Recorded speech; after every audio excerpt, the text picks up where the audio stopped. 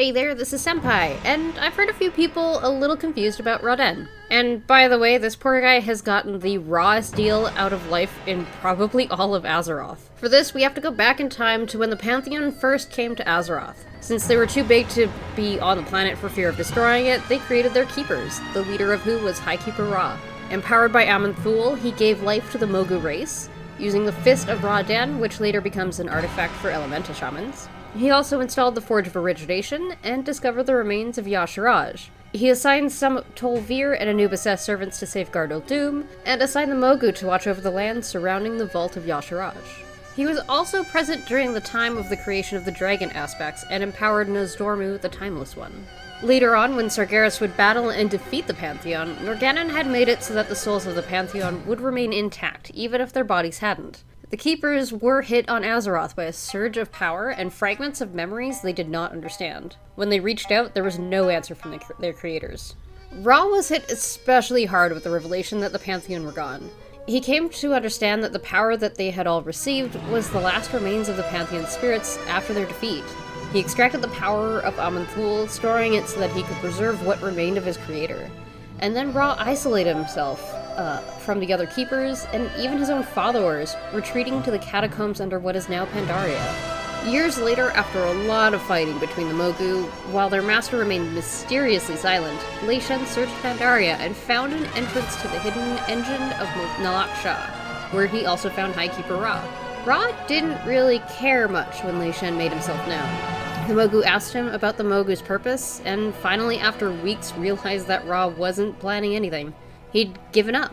Lei Shen accused him of abandoning the work of the Titans, which finally got the Titan Keeper's attention. He brought the Mogu to the Thundering Mountain, where Ra had hidden the power of Aman'Thul. This is where Lei Shen does something pretty questionable.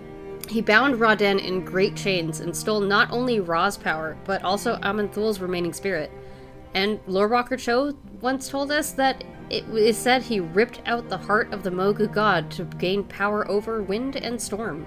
He took up the mantle of Thunder King because of how thunder signifies the coming storm. Lei Shen uses this new power to take control of the Mogu, all the while Ra, the Keeper of Storms, held captive below the Throne of Thunder. When we finally find him thousands of years later on heroic difficulties of the raid, Ra's looking pretty rough.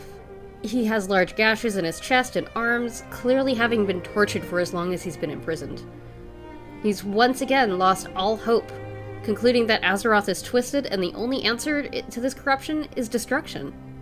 He calls us naive, throwing what he sees as mocking pity in our faces, in the truly pained words of someone who doesn't see any other way.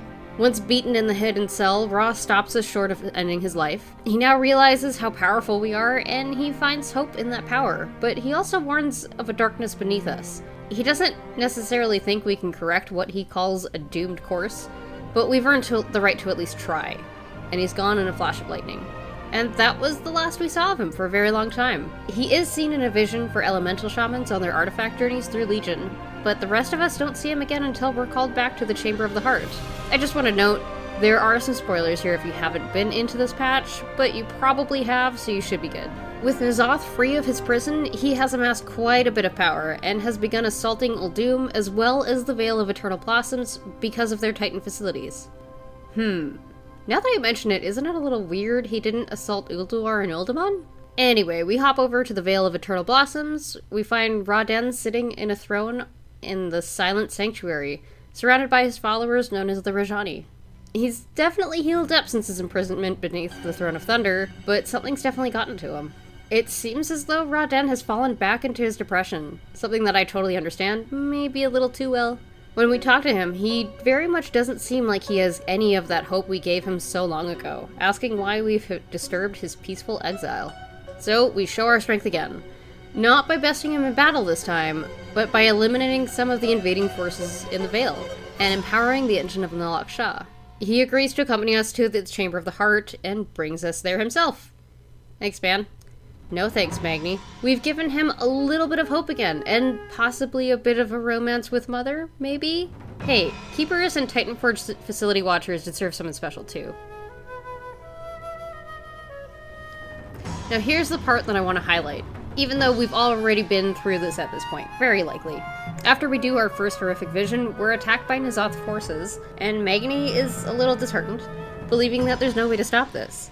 And that's when Ra shows us how much hope he has in us. He tells Magni that there is always a way, and turns to us telling us to stop him at any cost, and sacrifices himself in order to drive back the forces of the Void.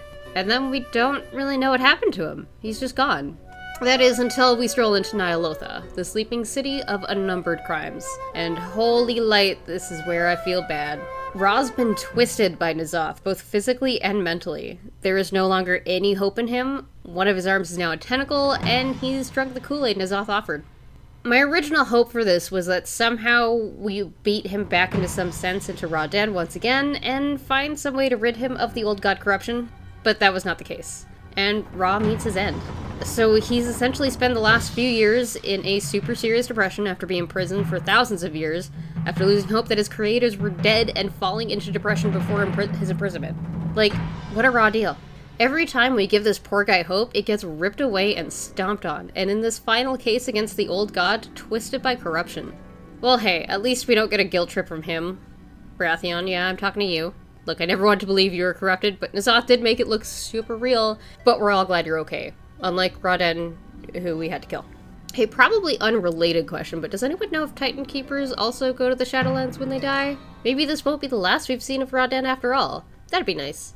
And maybe that'll be the end of us unwittingly giving him any shred of hope that will soon be ripped away by something? I really hope I'm not jinxing something here. Well, that's it for now. Let me know in the comments, do you hope to see Ra in the future, or do you think we're done disappointing him and let him rest in whatever peace he can?